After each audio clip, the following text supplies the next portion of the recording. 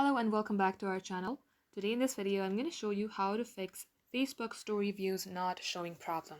So this might be a small glitch in your application and here is how you can fix it.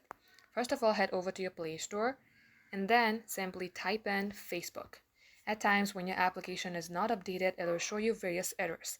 So make sure that you see open instead of update. If you see update, tap on update and update your app. Next, launch your settings.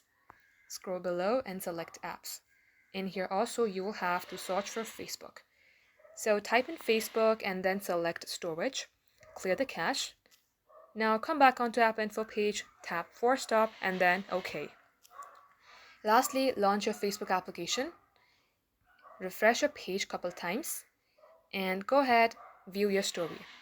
If there is any views, it will be displayed on your bottom left hand side, just like this. This is how you can do it, guys. Thank you for watching.